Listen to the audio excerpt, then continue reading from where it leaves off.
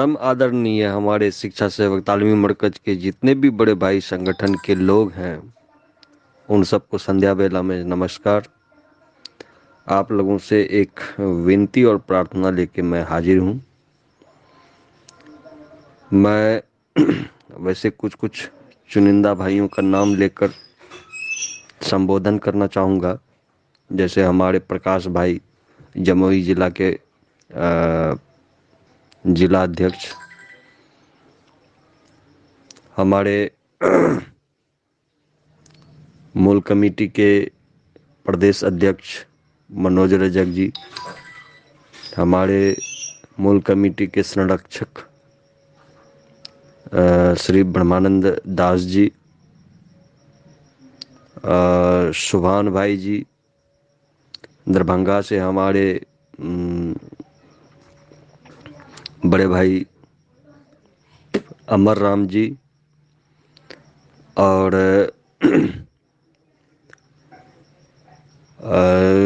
अड़तीसों जिला के तमाम जिला अध्यक्ष, वैसे हमारे कर्मठ ऑडियो वीडियो पत्रकार के रूप में प्रख्यात परिवर्तन के मीडिया कर्मी रविंदर जी, परिवर्तन से ही हमारे जुड़े हुए प्रदेश कमेटी प्रदेश स्तर तक अपना पहचान अपना छवि रखने वाले हमारे डॉक्टर बलराम सर जी, और तालमी मरकज से हमारे जुड़े हुए प्रदेश अध्यक्ष के रूप में बड़े भाई अहमद रजा जी, बड़े भाई वकील अहमद जी, और तमाम जितने सोशल मीडिया से जुड़कर लगातार 26 नवंबर और 24 जनवरी के बड़े कार्यक्रम, जिसमें लाखों की संख्या में भीड़ जुटाने का जो प्रयास किए हैं, उन तमाम भाइयों से हाथ जोड़कर निवेदन और प्रार्थना है,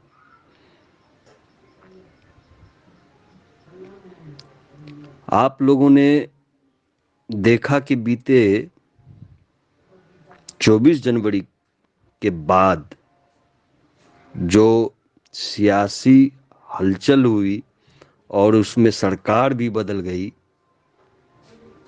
कोई दिक्कत नहीं। आपने हमें आके आश्वासन तक नहीं दिया, संतावना तक नहीं दिया कि चलो भाई सरकार बदल गई तो कोई बात नहीं, हमारा मुख्यमंत्री माननीय श्री नीतीश कुमार जी ही हैं, उनके लिए भी हम लोग तहे दिल से धन्यवाद दिए हैं। बाकी बात, आप लोगों ने जितना कठिन परिश्रम किया उन सब के लिए धन्यवाद।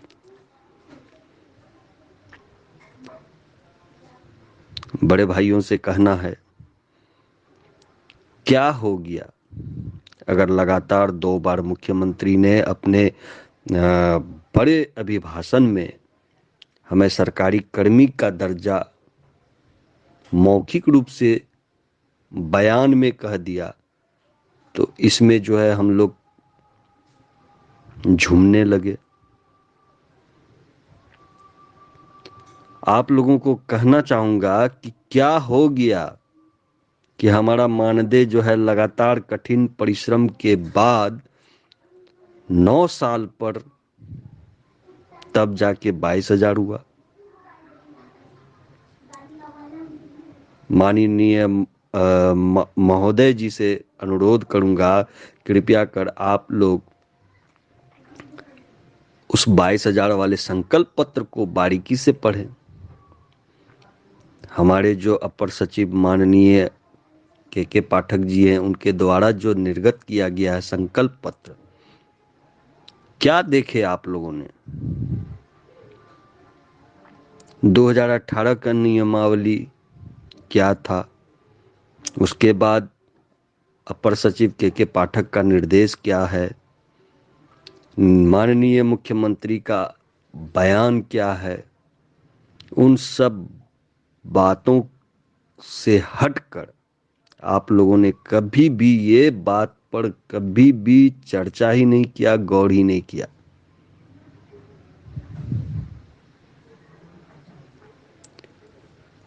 लाखों की सैलरी पाने वाले एक ही विभाग में रहकर एक काम किया करते हैं,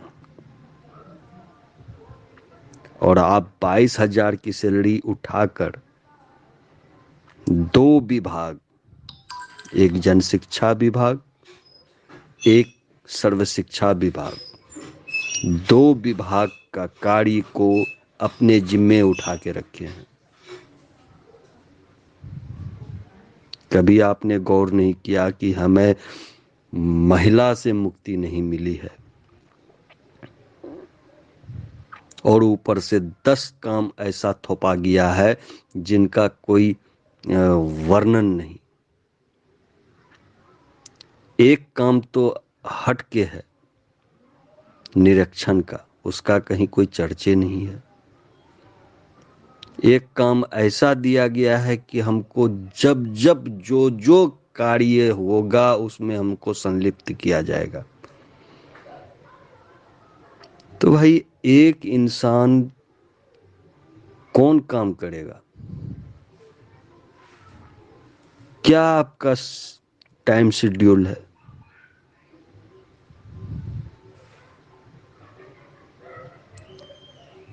आप जरा गौर कीजिए, इस बड़े कठिन कार्य के लिए हमें कितनी सैलरी प्राप्त होती है। आप लगातार मेहनत किए, मेहनत का परिणाम इतना बुरा हुआ, लोगों का बना बनाया हुआ राशि को भी बर्बाद किया, लोगों को परेशान किया, लोग दौड़ दौड़ के परेशान हुए, रातों की नींद हराम हुई, कुछ प्राप्त नहीं हुआ, कुछ भी हासिल नहीं हुई।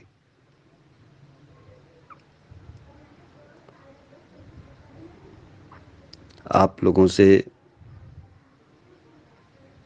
कहना है कि हम निराश भाइयों को एक बार संतावना भी तो देने के लिए अपना सोशल मीडिया में चेहरा दिखाएं। आप उन नेताओं की तरह क्यों हो जाते हैं जो गिरगिट की तरह रंग बदलता है? आप हमारे अंग हैं, हम आपके साथ साथ चलने का वादा करके रखा है। हम आपके निर्देश के अनुसार ही सब काम करते हैं। आपको हमने अगला इंजन बना के रखा है, आपके हर बातों को सहयोग करने का एग्रीमेंट किया है।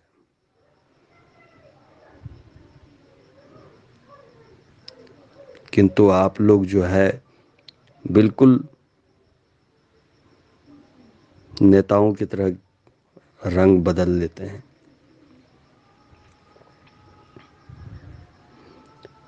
आपसे प्रार्थना है कि अगला रणनीति पर बहुत जल्द एक्शन लीजिए, कुछ कीजिए।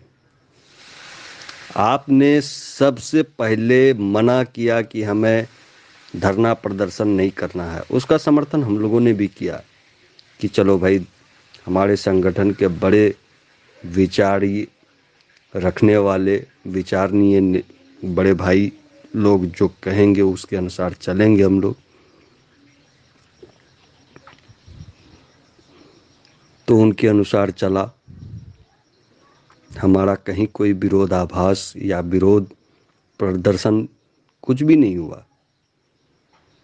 जहां तक कि सरकार के समर्थन में हम लोगों ने उनका 18 साल का रिकॉर्ड को तोड़ा है।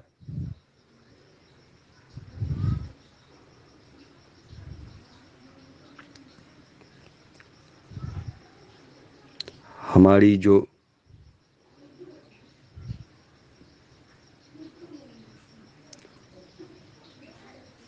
लगातार 15 साल, 18 साल, 22 साल का जो मेहनत है, हमने भी शिक्षा ग्रहण किया, डिग्रियां प्राप्त की, तब जाके हमें सिलेक्शन मिली। क्यों हमें बर्बाद करने पे तुला हुआ है?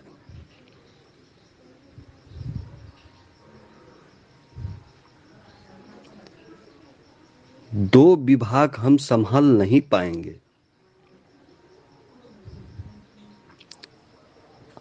उल्टा के देख लीजिए आप, 44 विभाग संविदा कर्मी है, बाकी बात जो नियमित कर्मी है, जो नियोजित कर्मी है, नियोजित शिक्षक हैं, सब कोई अपना अपना एक एक विभाग और एक ही कार्य को लेकर चल रहा है।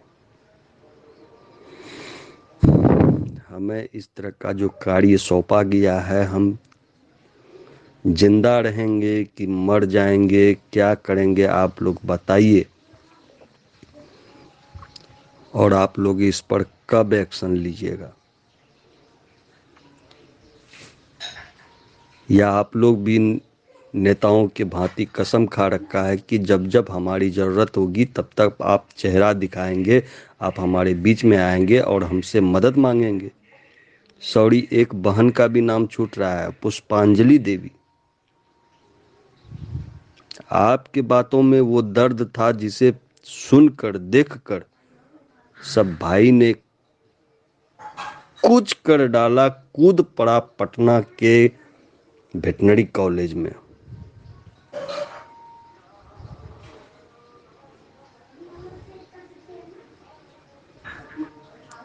अब उस समय को याद करता हूं तो रोंगटे खड़े हो जाते हैं, रोम रोम।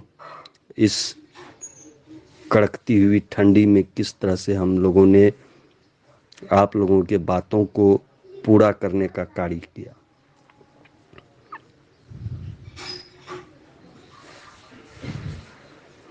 मैं तमाम बड़े बंधु, बड़े भाइयों से आग्रह पूर्वक निवेदन करूंगा, हमारी वेदनाओं को आपने समझा है तो बखूबी उस पर कार्य करने की कृपा करें। लगातार इस तरह की जो परेशानियां हैं, ये झेलना बहुत ही असहनीय हो चुकी है।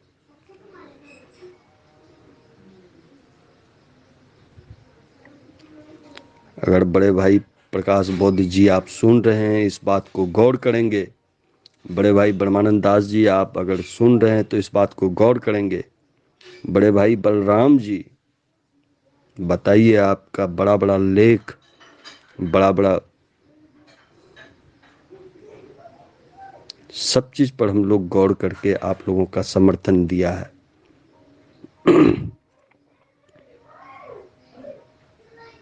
अब आप यहाँ पे पक्षपाती मत होइएगा कि हमने सबका नाम एक साथ जोड़ दिया है, क्योंकि भाई हम नीचे से सबको एक समान देखते हैं। आप भले ऊपर में गुट बना लें, वो अलग बात है। सबकी कार्य करने की तरीका अलग अलग है, किंतु आप एक ही जगह जाते हैं।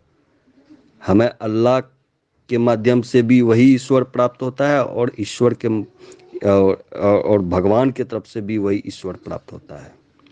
आप लोग अलग अलग गुट बनाए हैं, कोई बात नहीं है, लेकिन हम नीचे से आप लोगों को एक ही समान देखते हैं, क्योंकि आप एक ही चीज को प्राप्त करना चाहते हैं, अपने लिए नहीं, हम लोगों के लिए।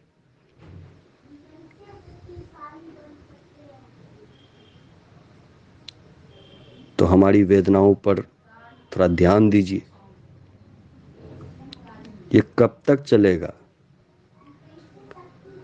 अब कब कीजिएगा?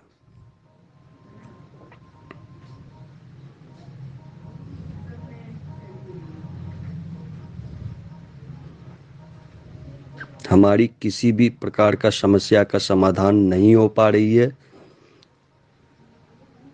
हम 11,000 ले रहे थे तो 2 ही काम करना पड़ता था हमें। आज हम 22 पर गए हैं। 5,000 हम सरकार के पीछे रखते हैं कार्य के लिए। 15,000 में हमको 10 काम ऐसा एक्स्ट्रा मिला है जो असहनीय है।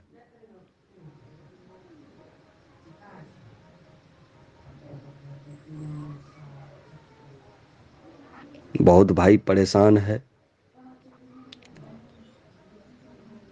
शोषण का लेटर जबरदस्त निकल जाता है, लेकिन हमारी वेदनाओं को समझने वाला लेटर अभी तक प्राप्त नहीं हुआ है।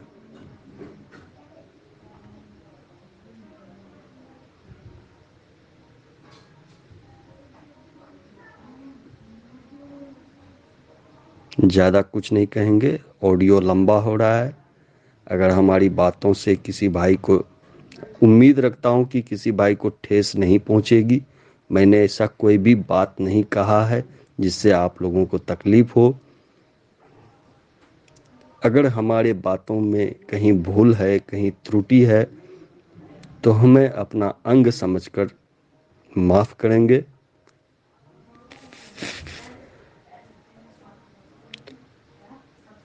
और इस पर उम्मीद रखता हूं कि आप लोग सही निर्णय लेने का काम करेंगे। धन्यवाद।